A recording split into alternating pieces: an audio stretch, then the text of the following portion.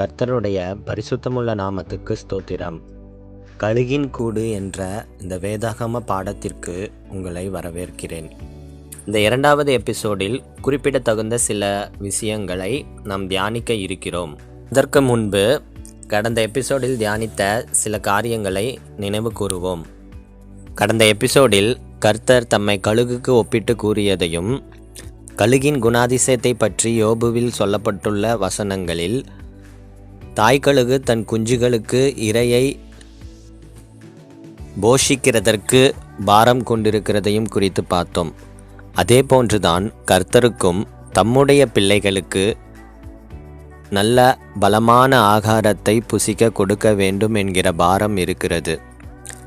அதன்படி மத்தேயு 4ஆம் அதிகாரம் 4ஆம் வசனத்தில் சொல்லப்பட்டுள்ள காரியங்கள், மனுஷன் அப்பத்தினாலே மாத்திரமல்ல, தேவனுடைய வாயிலிருந்து புறப்படும் ஒவ்வொரு வார்த்தையினாலும் பிழைப்பான் என்று எழுதியிருக்கிறபடி, தேவனுடைய வார்த்தையாகிய ஆகாரத்தை நம் உள்ளான மனுஷனுக்கு, ஆவிக்குரிய மனுஷனுக்கு புசிக்க கொடுக்க வேண்டும் என்கிற பாரம் கர்த்தரிடத்தில் இருக்கிறது. அதிலே எபிரேயர் 5ஆம் அதிகாரம் 12ஆம் வசனத்தில் சொல்லியிருக்கிறபடியாக, பலமான ஆகாரத்தை பார்க்கிலும் பாலை உண்ணத்தக்க சிறு குழந்தைகளைப் போல, சிறு பிள்ளைகளைப் போல நாம் தேவனுடைய பார்வையில் இருக்கிறோம் என்கிற காரியத்தை கடந்த எபிசோடில் நாம் கற்றுக்கொண்டோம். இப்பொழுதும் மனுஷனுடைய ஆவிக்குரிய ஆகாரமான கர்த்தருடைய வார்த்தையின் வகைகளை தியானிக்கப் போகிறோம். மத்தேயு 4ஆம் அதிகாரம் 4ஆம் வசனம் சொல்லுகிறது, மனுஷன் அப்பத்தினாலே மாத்திரமல்ல, தேவனுடைய வாயிலிருந்து புறப்படும் ஒவ்வொரு வார்த்தையினாலும் பிழைப்பான். இங்கே சொல்லப்பட்டுள்ள தேவனுடைய வார்த்தை என்பது நம்முடைய வேதாகமத்தில் இருக்கிற எழுதப்பட்ட எல்லா வார்த்தைகளையும் குறிப்பது அல்ல. நம்முடைய வேதாகமத்தில் எழுதப்பட்டுள்ள கர்த்தருடைய வார்த்தைகள் 2 பகுதிகளாக பிரிக்கப்பட்டு கொடுக்கப்பட்டுள்ளது. அவைகளை நாம் மூல பாஷையிலிருந்து படிக்கும் பொழுது, தியானிக்கும் பொழுது தான் கண்டுபிடிக்க முடியும். நமக்கு நன்றாக தெரியும், நம்மளுடைய கைகளில் இருக்கும் வேதாகமம் கிரேக்க மொழியில் எழுதப்பட்டுள்ளது. அதுதான் புதிய ஏற்பாட்டின் மூல பாஷை. அவற்றை தமிழில் மொழிபெயர்க்கும் பொழுது எல்லா வார்த்தைகளுக்கும் வார்த்தை என்கிற தமிழ் வார்த்தையே கொடுக்கப்பட்டிருந்தது. ஆனால் அவற்றை மூல பாஷையான கிரேக்க மொழியில் படிக்கும் பொழுது சில பகுதிகளில் வார்த்தை என்கிற பதத்திற்கு லோகோஸ் என்கிற வார்த்தை பயன்படுத்தப்பட்டுள்ளது. சில பகுதிகளில் வார்த்தை என்கிற பதத்திற்கு ரேமா என்கிற வார்த்தை பயன்படுத்தப்பட்டுள்ளது. மொத்த வேதாகமத்தில் லோகோஸ் மற்றும் ரேமா என்கிற 2 வகையான வார்த்தைகள் பயன்படுத்தப்பட்டுள்ளது. லோகோஸ் என்ற பதத்தின் வார்த்தையை உதாரணமாக கூறுகிறேன், கேளுங்கள். மத்தேயு 8ஆம் அதிகாரம் 8ஆம் வசனம் கூறுகிறது, 100க்கு அதிபதி பிரதியுத்தரமாக, ஆண்டவரே, நீர் என் வீட்டுக்குள் பிரவேசிக்க நான் பாத்திரன் அல்ல. ஒரு வார்த்தை மாத்திரம் சொல்லும், அப்பொழுது என் வேலைக்காரன் சொஸ்தமாவான் என்று கூறியிருக்கிறார். மற்றும் மத்தேயு 4ஆம் அதிகாரம் 4ஆம் வசனம், அவர் பிரதியுத்தரமாக, மனுஷன் அப்பத்தினாலே மாத்திரமல்ல, தேவனுடைய வாயிலிருந்து புறப்படுகிற ஒவ்வொரு வார்த்தையினாலும் பிழைப்பான் என்று எழுதியிருக்கிறதே என்றார். நான் படித்த மத்தேயு 8ஆம் அதிகாரம் 8ஆம் வசனம் மற்றும் 4ஆம் அதிகாரம் 4ஆம் வசனம் இரண்டிலுமே வார்த்தை என்கிற தமிழ் பதம் பயன்படுத்தப்பட்டுள்ளது. ஆனால் 2 வசனங்களையும் மூல பாஷையான கிரேக்கு பாஷையில் படிக்கும் பொழுது மத்தேயு 8ஆம் அதிகாரம் 8ஆம் வசனத்தில் சொல்லப்பட்டுள்ள வார்த்தை என்கிற பதத்திற்கு லோகோஸ் என்று கிரேக்க வார்த்தை பயன்படுத்தப்பட்டுள்ளது. மத்தேயு 4ஆம் அதிகாரம் 4ஆம் வசனத்தில் சொல்லப்பட்டுள்ள வார்த்தை என்கிற பதத்திற்கு ரேமா எனும் கிரேக்க பதம் பயன்படுத்தப்பட்டுள்ளது. இப்பொழுது நான் சொல்ல வருகிற காரியத்தின் தன்மையை உங்களால் புரிந்து கொள்ள முடியும் என்று நான் விசுவாசிக்கிறேன். வேதாகமத்தில் சொல்லப்பட்டுள்ள வார்த்தை என்கிற எல்லா பதத்திற்கும் ஒரே பொருள் அல்ல. மொத்தம் வேதாகமத்தில் 2 வகையான வார்த்தைகள் கொடுக்கப்பட்டுள்ளது. லோகோஸ் என்ற வகையான வார்த்தைகள் மற்றும் ரேமா என்ற வகையான வார்த்தைகள். இங்கே மத்தேயு 4ஆம் அதிகாரம் 4ஆம் வசனத்தில் இயேசு கிறிஸ்து சொல்லுகிற மனுஷன் அப்பத்தினாலே மாத்திரமல்ல தேவனுடைய வாயிலிருந்து புறப்படுகிற ஒவ்வொரு வார்த்தையினாலும் பிழைப்பான் என்ற மனுஷனை பிழைக்க வைக்கிற வார்த்தை எந்த வகையான வார்த்தை என்றால் அது ரேமா என்று சொல்லப்படுகிற வார்த்தை. இந்த ரேமா என்று சொல்லப்படுகிற வார்த்தை என்ன வார்த்தை என்றால் தேவனுடைய வாயிலிருந்து புறப்பட்டு வருகிற வார்த்தை. எபிரேயர் 5ஆம் அதிகாரம் 12ஆம் வசனம் வாசிக்கிறேன், கேளுங்கள். காலத்தை பார்த்தால் போதகராய் இருக்க வேண்டிய உங்களுக்கு தேவனுடைய வாக்கியங்களின் மூல உபதேசங்களை மறுபடியும் உபதேசிக்க வேண்டியதாயிருக்கிறது. நீங்கள் பலமான ஆகாரத்தை அல்ல பாலை உண்ணத்தக்கவர்கள் ஆனீர்கள். பாலுண்கிறவன் குழந்தையாய் இருக்கிறபடியினாலே நீதியின் வசனத்தில் பழக்கமில்லாதவனாயிருக்கிறான். பலமான ஆகாரமானது நன்மை தீமை இன்னதென்று பயிற்சியினால் பகுத்தறியத்தக்கதாக முயற்சி செய்யும் ஞானேந்திரியங்களை உடையவர்களாகிய பூரண வயதுள்ளவர்களுக்கே தகும்.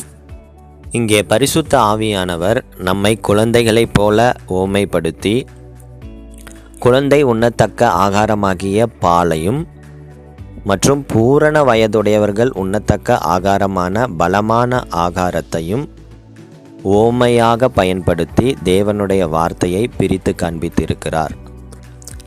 பாலை போன்ற மூல உபதேசங்கள் எந்த வகையான வார்த்தையை குறிக்கிறது என்றால் அது லோகோஸ் வகையான வார்த்தைகளை குறிக்கிறது.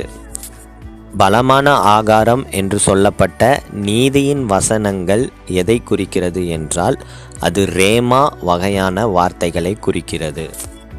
தேவனுடைய வாயிலிருந்து புறப்படுகிற வார்த்தை ரேமா வகையான வார்த்தை, அது ஜீவனுள்ள வார்த்தை.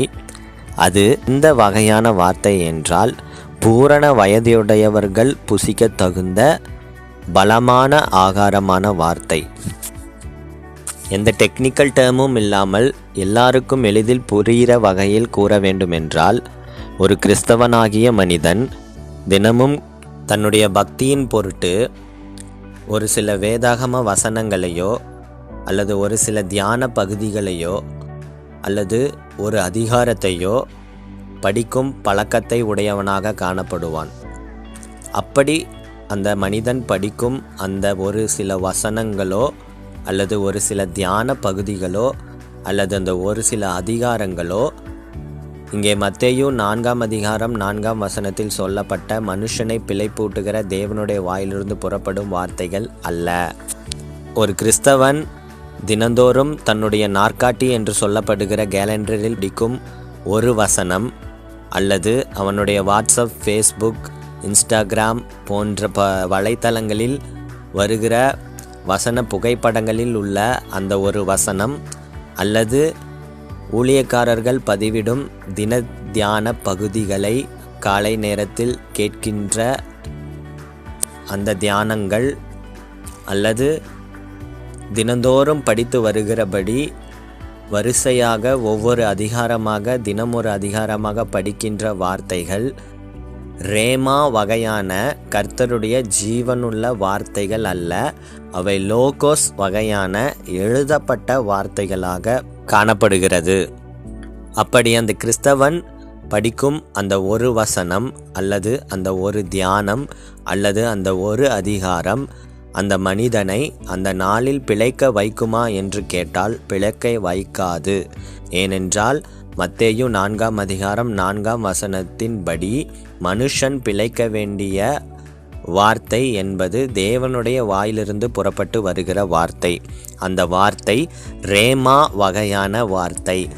அந்த ரேமா வகையான வார்த்தையை அந்த மனிதன் அந்த நாளில் பெற்றுக்கொள்ளும் பொழுதுதான் அந்த வார்த்தைகள் அந்த மனிதனை பிழைப்பூட்டும்.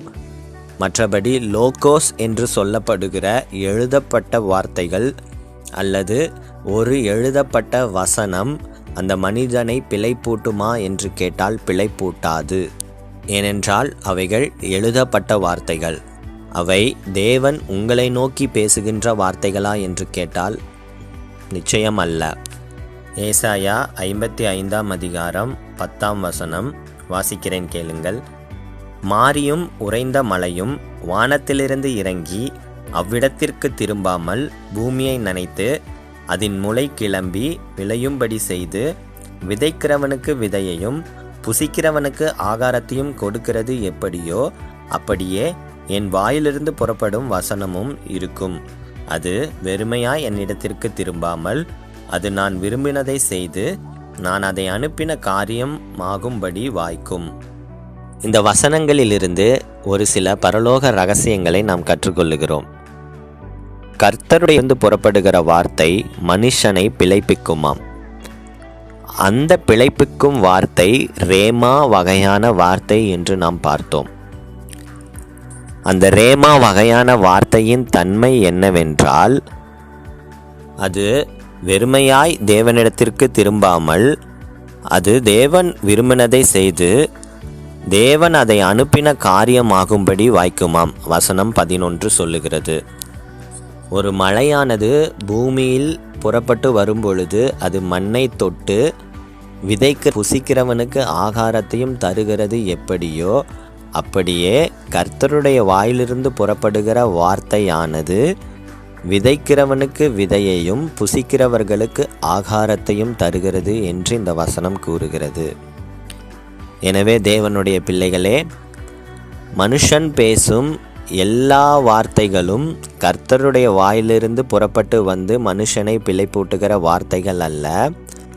ஊழியக்காரன், பிரசங்கியார்கள் எல்லாரும் பேசுகிற வார்த்தை எல்லாம் மனுஷனை பிழைப்பூட்டுகிற வார்த்தைகள் அல்ல. தேவனுடைய வாயிலிருந்து புறப்பட்டு வருகிற ரேமா வகையான வார்த்தைகளே மனுஷனை பிழைப்பூட்டுகிற வார்த்தைகள். அந்த வகையான வார்த்தைகளை விதைக்கிற ஊழியக்காரர்களுக்கு அது விதையாகவும், அந்த வகையான வார்த்தைகளை புசிக்கிற தேவனுடைய பிள்ளைகளுக்கு அது ஆகாரமாகவும் கிரியை செய்யும் என்று கர்த்தருடைய வார்த்தை கூறுகிறது. அப்படிப்பட்ட வார்த்தைகளை தான் தேவன் தம்முடைய வாயிலிருந்து புறப்படும்படி அனுப்புகிறார். அப்படிப்பட்ட வார்த்தைகள் தான் புறப்பட்டு சென்று அது தன்னை அனுப்பின காரியம் ஆகும்படி வாய்க்கும் என்று கர்த்தருடைய வார்த்தை சொல்லுகிறது.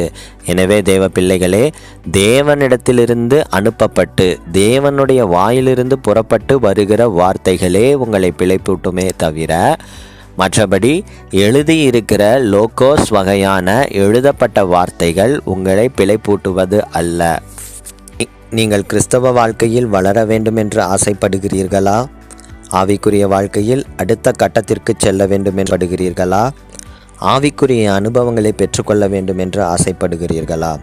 அதற்கான வழி, நீங்கள் தினமும் ரேமா வகையான வார்த்தையை புசிக்க வேண்டும். அந்த ரேமா வகையான வார்த்தைகள் உங்களை பிழைப்பூட்டி உங்களை புஷ்டியாக்கி பூரண வளர்ச்சிக்கு நேராய் உங்களை வழிநடத்தும். இந்த ரேமா வகையான வார்த்தையை எப்படி பெற்றுக்கொள்ள முடியும் என்பதை குறித்து அடுத்த எபிசோடில் பார்க்கலாம். ஒரு அறிமுகமாக அவற்றை உங்களுக்கு கூற வேண்டுமென்றால், வேதத்தை எடுத்து வரிசை கிரமமாக படிப்பது உங்களுக்கு ரேமா வார்த்தையை பெற்று தராது. நீங்கள் வேதத்தை எடுத்து வரிசை கிரமமாக படிக்கிற அனுபவத்தை உடையவர்களாய் இருக்கலாம். ஆனால் அந்த வசனங்களை படித்துவிட்டு ஆவியில் நிரம்பி பரிசுத்த ஆவிக்குள் ஜெபம் பண்ணும் பொழுதுதான் உங்களுக்கு ரேமா என்கிற தேவனுடைய வாயிலிருந்து புறப்பட்டு வருகிற வார்த்தை கிடைக்கும். இதை குறித்து இன்னும் தெளிவாக அடுத்த எபிசோடில் பார்க்கலாம். அதுவரை ஜெபத்தோடும் அன்பின் ஐக்கியத்தோடும் இந்த கழுகின் கூட்டில் இணைந்திருங்கள். கர்த்தர் உங்களை ஆசீர்வதிப்பாராக. ஆமென்.